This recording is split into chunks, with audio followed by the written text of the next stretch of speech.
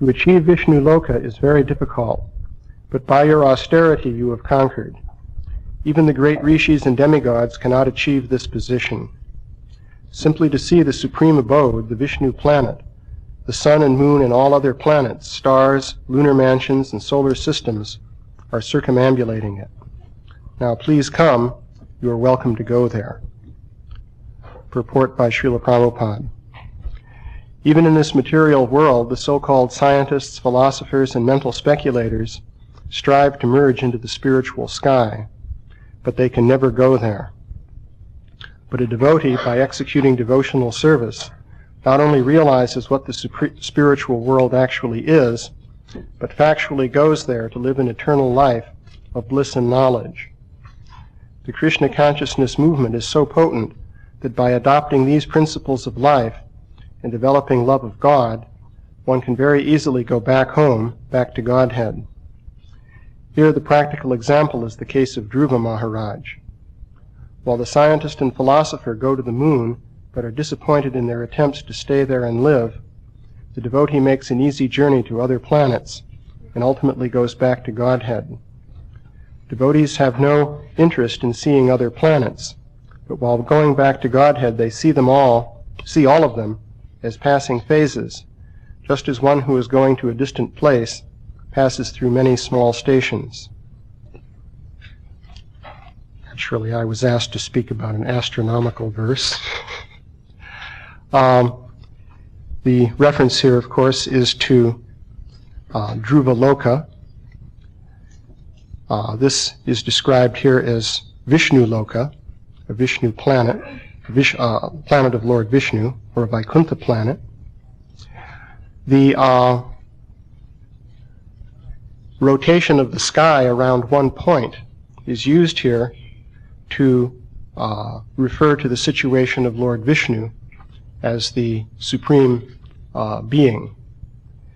So the verse describes that the various planets are circumambulating the pole star, which is referred to here as Vishnu Padam,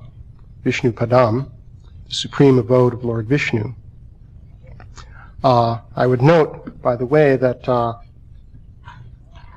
where it says Graha here, we have the 9 planets, and in parentheses it lists Mercury, Venus, Earth, Mars, Jupiter, Saturn, Uranus, Neptune, and Pluto. Actually, Navagraha is a standard term referring to 9 planets, but those are actually the Sun, Moon, Mercury, Venus, Mars, Jupiter, Saturn, Rahu, and Ketu. That's the actual reference, since the Earth is not regarded as a planet separately, and Uranus, Neptune, and Pluto are not mentioned in the Sanskrit literature. So it's a different list of 9. So these planets are understood to be circumambulating around the pole star. And in fact, that is something you can see at night. I believe not too long ago I discussed the same topic. But in any case, if you look to the north early in the morning at about an angle of 30 degrees up from the horizontal, you'll see a star, which is in modern terms called Polaris, and that is the pole star. So, and if you spend some time at night watching, you'll see that all of the stars, planets, and so forth are rotating around that as a pivot point. So that is being referred to here. In the 5th canto, it is explained in particular that just as oxen rotating around a central pole for threshing grain never deviate in radius from that central point, but they're always circumambulating it, so likewise all the different stars and planets and so forth are circumambulating the planet of Lord Vishnu, thus demonstrating the supreme position of Lord Vishnu. So that is what is being referred to here. Now, of course, in modern scientific terms, this particular example may be disappointing to many people because they will understand the rotation of all the stars and planets around the pole star as being due to the rotation of the Earth on its axis. So if you have the perspective that the entire universe is rotating around one axis, then of course that's very impressive because it's the entire universe. But if you're thinking that, well, the apparent rotation of these stars and planets around one axis is simply due to the rotation of the Earth around its axis, then that's not so impressive, because the Earth is a very small and insignificant speck in the vastness of the universe. And furthermore, one could argue that the particular direction of its spin axis is not such an important thing. So I mention this because that would certainly be the perspective of people who are following modern scientific thinking, which would cover quite a few people. So what then can we say about this? Actually, from the scientific perspective, and of course Prabhupada himself has said this, the Earth is just an insignificant speck, just like a little point of dust in the vast expanse of the universe. And if in its spin it happens to be spinning along a certain axis pointing to a particular star, well, what does that signify? It's just a little speck that happens to be spinning, and there are many other little spinning specks also, which may be pointing in a variety of different directions. So this is how one could debunk the example, you might say. But we have to be careful in how we understand these things. Another point concerning the scientific picture is that the spin axis of the Earth is precessing like a top. You know, if you set a top to spinning on a table or something like that, the axis of spin will revolve around like this. Well, likewise, the axis of spin of the Earth is revolving slowly in a big circle. It is said that this takes about 26,000 years to complete the circle. And this is called the precession. The shifting of the equinoxes relative to the stars in the zodiac is also due to this precession of the spin axis of the Earth. So what that means is that the pole star is not always the same. And of course all the astrologers, astrological fans, will be well acquainted with this. So right now, curiously enough, there is a pole star. That is, there's a star very close to the axis of rotation, which is called Polaris. It's getting closer, according to modern astronomy, and sometime, I believe in the next century, it reaches its closest point to the pole.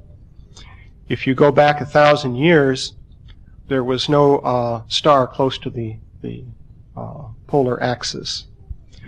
And if you want to go to the point when there was previously a star very close to the polar axis, actually it takes you back to around 5,000 years ago, which is interesting in terms of dates, because at that time a different star, which is called Thuban or Alpha Draconis, was at the polar axis. So that is the astronomical picture. So what does this all mean in terms of the text of the Bhagavatam and its reference to the pole star as Vishnu Loka? Well, the first point to consider is that we, of course, have experience directly through our senses of the gross physical world. And, of course, the gross physical world is laid out in 3 dimensions, X, Y, and Z, you could say. There is time within the gross physical world that proceeds from past to present to future in a more or less linear fashion. So we're accustomed to that way of seeing things. But the gross physical world is not by any means the sum total of what exists. In addition to that, first of all, there are subtle levels of material existence. And beyond that, there's the spiritual realm of existence. So, from the standpoint of the total system of reality, the physical world that we know is actually quite insignificant. It's only a very tiny part of the totality. Now, we are connected to this physical world through consciousness, because we don't actually belong to this world. We're spirit souls. So if we are spirit souls, then why is it that we're seeing everything through the senses of this body? So that now I have to put glasses on in order to read this book. So, what is going on? Why is the spirit soul limited in this way? Well, basically, the consciousness of the spirit soul, for various reasons which one may discuss, is directed through the physical sense organs of the body. And thus, what you see and what you perceive is conditioned by the physical senses and by the basic layout of the gross physical world. So we tend to think of everything in terms of the gross physical world. We're limited in that way. Now, if you could detach your senses from the gross physical world and come, say, to the subtle platform of existence, you would see things quite differently.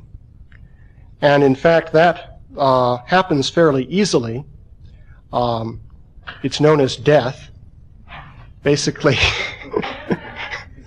it's very easy for this to happen, not at all difficult. So, if you die, then your soul, you are the soul, of course, becomes disconnected from the gross physical senses, and you begin to see on the subtle material platform. Only if the soul is liberated can you see on the spiritual platform. Now, it is also possible to do this in a temporary fashion. There are out-of-body experiences and trance states of various kinds and so forth, in which people are able to directly experience the subtle platform of existence. One thing that is immediately observed on that level is that time and space are different from what they are in gross three-dimensional experience. Somehow, for example, time seems to function differently on the subtle platform. One can see past, present, and future. We read about sages that can, that are three kalagya. They can see past, present, and future. Well, in fact, it is observed that as soon as one begins to perceive on the subtle platform, the distinction between past, present, and future becomes blurred. For example, experiments by parapsychologists in remote viewing indicate this. Remote viewing, briefly, is the effort to see something without using the ordinary senses. For example, I might try to see what someone in New York City is doing right now. Now, oddly enough, people are able to do this. Some people are more capable of it than others, and apparently the ability to do this can be enhanced by training. But it is possible to see what is going on at a distant place through the subtle senses, as opposed to the gross physical senses. And one thing that is observed is that what one sees at a distant place may belong to the past, the present, or the future. One isn't limited to this particular moment of the present, as we are with the gross physical senses. Also, people in the out-of-body state experience that travel from one point to another is different from what we normally experience. Furthermore, even seeing is different. After all, when we see, we're using these eyeballs, which are little balls of jelly with a lens arrangement, sort of like a camera. That's the comparison that's always made. So we can only see by picking up light that happens to come into the orifice of the eye, at a certain angle and is then focused on the retina, and so on. But if you're out of the body, what are you seeing with? Certainly not the same eyeballs. In fact, seeing on the subtle platform is a completely different kind of experience. One can see all sides of an object, for example. This kind of thing is reported. So this is the subtle platform. Beyond that, there's the spiritual platform of existence.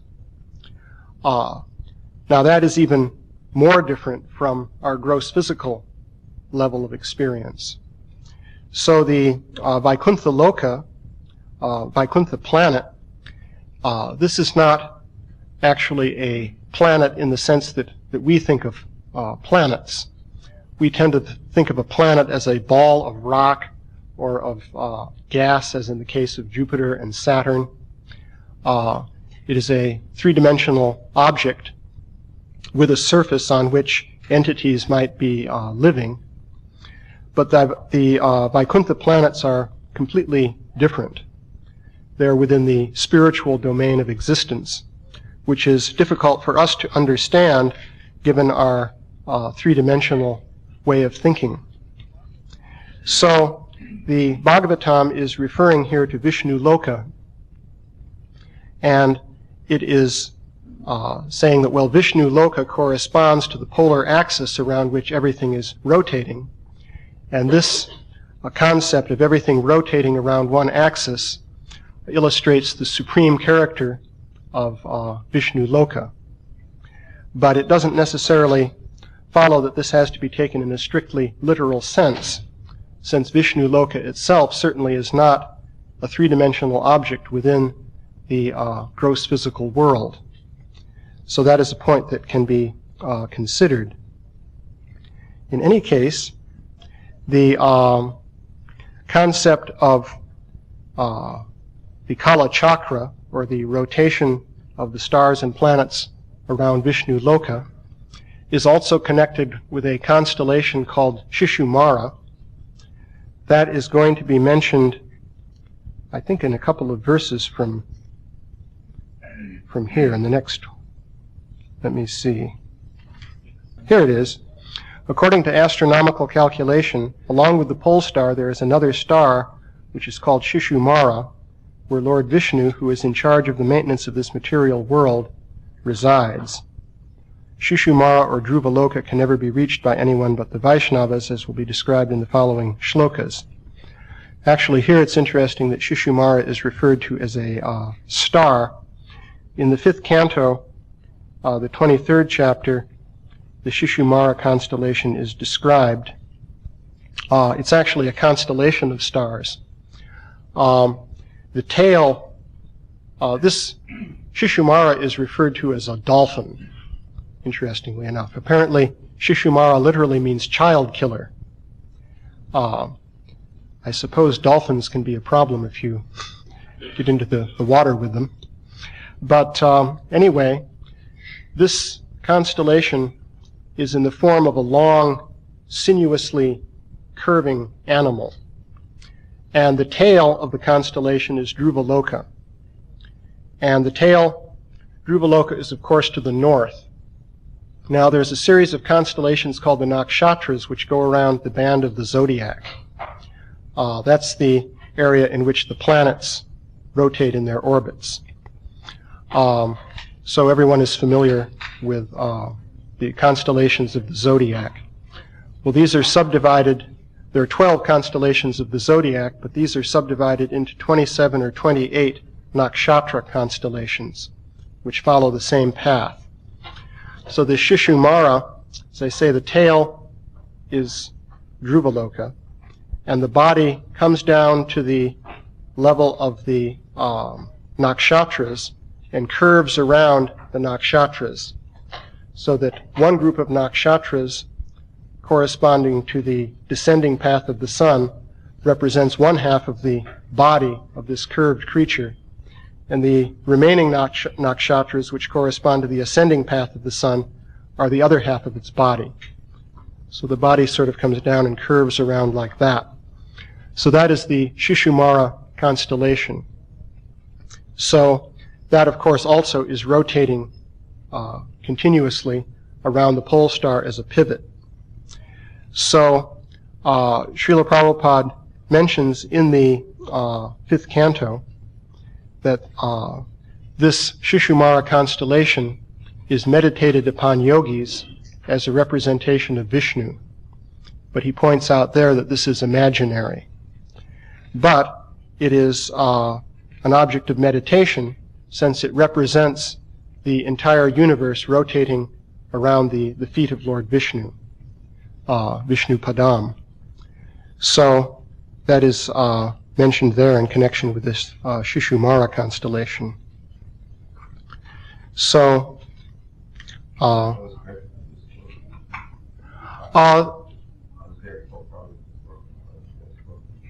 yes, there was a Badanarayan Murti, was a South Indian man who was part of the Bhaktivedanta Institute for a period of time back in the 1970s, and he said that it meant scorpion.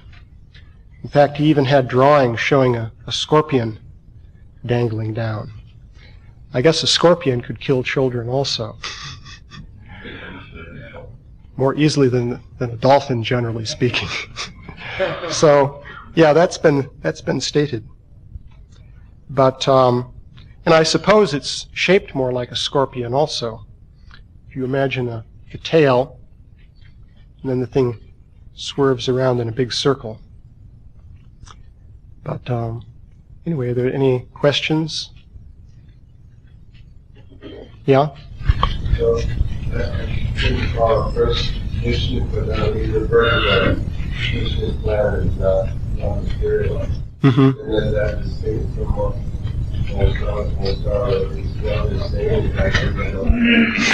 well, the point that I'm making is that the way things are described here directly, the pole star would be Dhruva Loka. And so if what you see is the pole star, then that must be Dhruva Loka. But the point I'm making, 2 points. One is, if you look at this from the scientific point of view, which many people will, then it must be considered that the particular star that we now call the pole star has been so only for the last few hundred years. And within a few hundred years it will cease to be the pole star because gradually it will shift away from the polar axis. So in that sense, that particular star could not be identified as the Vishnu planet that is being referred to. So that was the first point that I was making. Secondly, also from the scientific point of view, the spin axis of the Earth is not a highly significant factor, the Earth being very insignificant. You see, if you're thinking of the entire universe revolving, that of course is a very impressive and important thing. So the concept of a person standing on Earth who sees the entire universe as revolving around one point is used here to refer to the supreme status of Vishnu. Now I went on to point out that Vishnu Loka, being a spiritual planet, is not subject to the limitations of three-dimensional space and time. So it is not a little ball sitting somewhere in three-dimensional space. It is completely transcendental to three-dimensional space and time. Of course, it is possible that Vishnu Loka could be associated with a ball in space in the same sense, for example, that Goloka Vrindavan is associated with a tract of land in India. One can consider that point also. But evidently the tract of land in India is not literally Goloka Vrindavan, but somehow it's connected with it. There's a trans-dimensional connection there. So, but Goloka Vrindavan and the tract of land in India are not literally the same thing.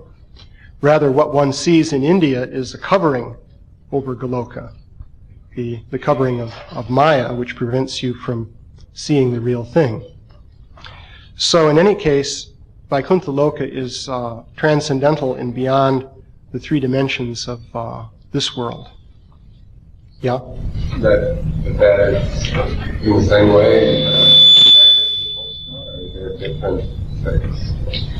Well, I mean, I understand that what we call a pole star may not have anything to do with. yeah, What is the actual pole star? That was your first point. right. But that Dhruva Loka, which is the little point for the next chapter, is that where this Vishnu Padan is manifesting? Yeah. Well, that is referred to as Vishnu Padam. So, and that is called Dhruva Loka. So that's the reference that you have in the Bhagavatam. So I'm making just 2 points. They only go as far as they go. Right?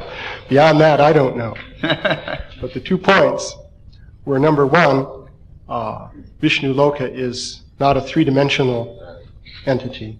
And number two, the pole star is only a temporary object.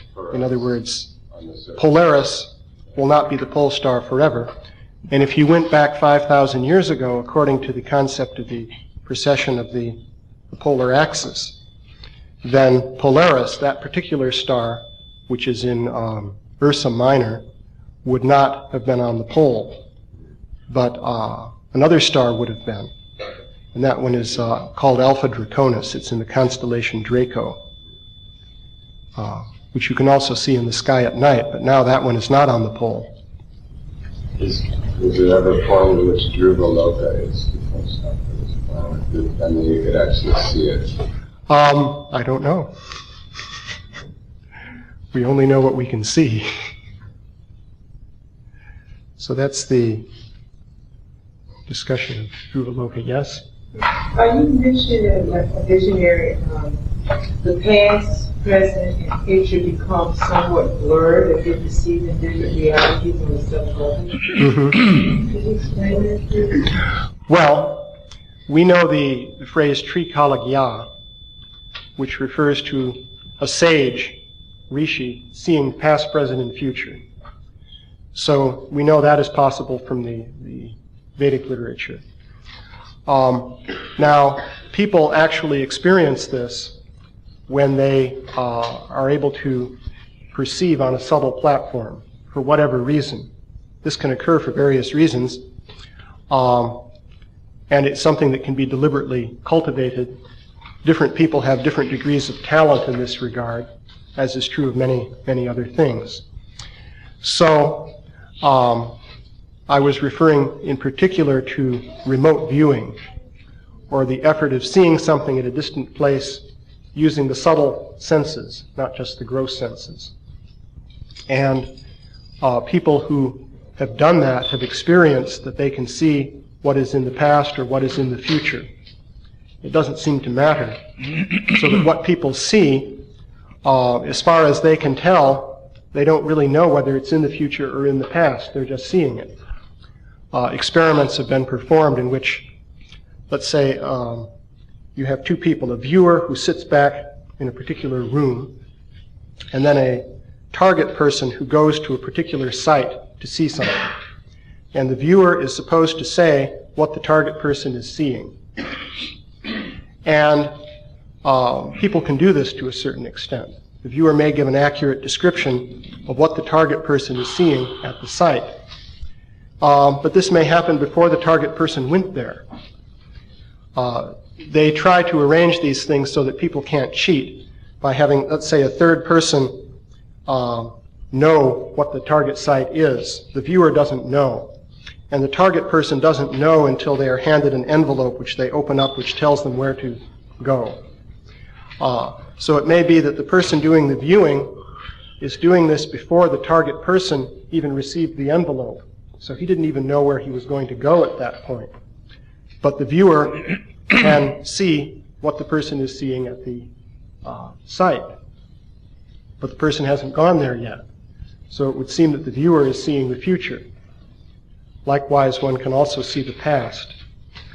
So this seems to be the way things work on a subtle platform. Yeah?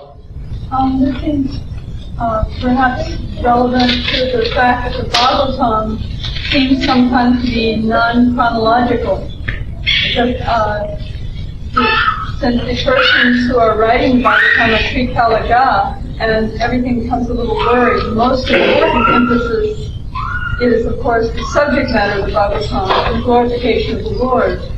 This seems to give a little, a little slant on that they actually see in this kind of consciousness that you're describing.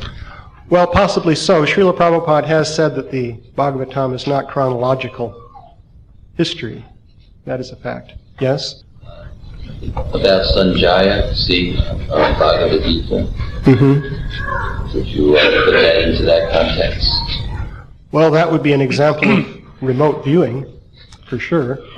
He saw what was going on the battlefield. In that case, it seems to be assisted remote viewing, because apparently Vyasadeva was seeing what was going on the battlefield and somehow transmitting this to Sanjaya, as I understand. So you have assisted remote viewing. Yes? You mentioned the sun as a planet, but I recall a painting in the Bhagavatam showing the sun god with a chariot and horses and kind of pulling, having the sun in the chariot. Right. So, what is the sun actually? Well, what is the sun actually? Well, concerning the chariot, you may know that all of the grahas are likewise assigned chariots, including the moon and Mercury and so forth, Saturn, etc. So the sun is not distinguished from the others by having a chariot. They're all assigned chariots with different numbers of horses, different colors, different numbers of wheels on the chariot, and so on and so forth.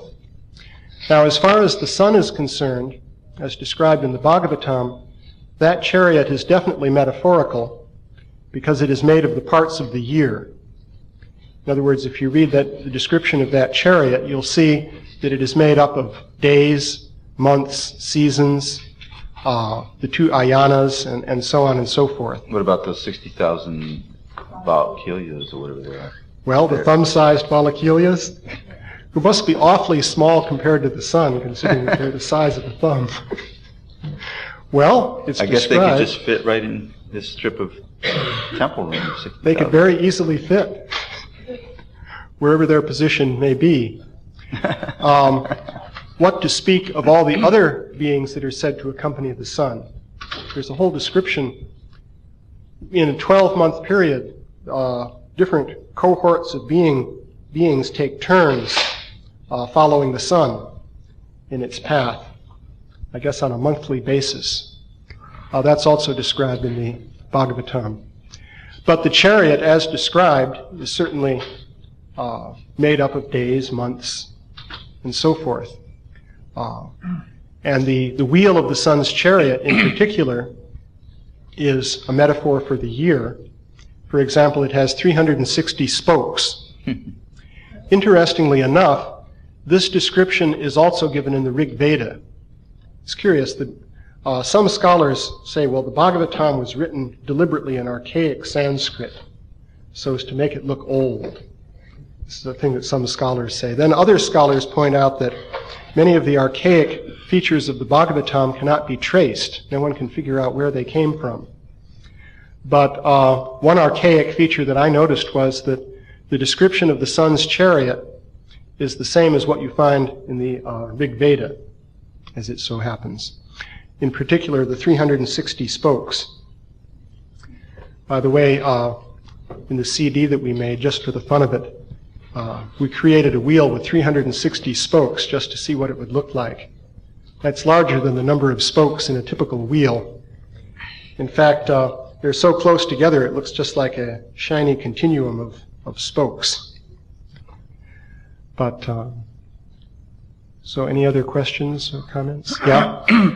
Well, are they like chariots that are pulling a planet? Because what I understand is all the planets are like heavenly planets, beings that live there, different characteristics. The chariots are described, the planets are described in the Puranas, generally speaking, as being drawn by chariots. I was pointing out that the chariot in the case of the sun in the Bhagavatam is a metaphorical chariot. Now, whether this is true for the chariots of the other planets, one can consider. But in any case, the planets are described as being pulled by chariots, which have different characteristics relating to the characteristics of the given planet. So that's the way things are described. However, certainly the planet is also a sphere. Interestingly enough, I have not found anywhere in the Puranic literature very much detailed description of the inhabitants of the grahas, the 9 planets. Evidently they do have inhabitants, but we don't find anywhere a description of, well, here's what day-to-day life is like on Mercury or Jupiter and so forth. If anyone ever does run across such a description, I'd be interested in seeing it, but I haven't encountered it thus far. Yeah? Another theme that's going to come up in the next few verses is also space travel and traveling to the moon and traveling to other planets. I know you wrote a whole book on Nevadas and stuff like that. Is there anything you can say briefly about traveling to the moon and other planets? Well, it'll have to be pretty brief, considering that I'm approaching the deadline that is mentioned here. People can go a little bit over. Yeah. Well, it was curious, interestingly enough. Of course, here, Prabhupada said in the purport to this verse, while the scientist and philosopher go to the moon but are disappointed in their attempts to stay there and live. So that sentence would indicate that they went to the moon. Of course, in other places, Srila Prabhupada has said that he didn't think that they went to the moon. But of course, his main point has always been that there's no point in going to the moon, and if you went there in this body, you couldn't live there anyway, because your body is not adapted to the conditions on the moon, or the atmosphere that prevails there. And of course here, he says that devotees have no interest in seeing other planets, but one goes past them on the way back to Godhead, just like a train going past many small stations. So the main point is that there's no real interest in going to the other planets, whether they did in fact succeed in going in a rocket or not to the moon. Srila Prabhupada mentioned another interesting thing in the purport to text 26. He's referring to Brahma Loka. By material calculation, traveling at the speed of light, it would take 40,000 light years to reach the topmost planet, which is Brahma Loka. I always thought that was kind of interesting, because of course 40,000 light years is quite a long distance. You can calculate how long that is if you like. Take 40,000 years, multiply by 365 days in a year, times 24 hours in a day, times 60 minutes in an hour, times 60 seconds in a minute, times 186,000 miles per second. And that would give you the number of miles in 40,000 light years. It's quite a long distance if you want to multiply it all out. So he is saying that here. So evidently Srila Prabhupada considered that this universe as described in the Bhagavatam is more extensive than just the 4 billion mile diameter shell which is described in the 5th canto. At least that's what he seems to be saying in this particular purport.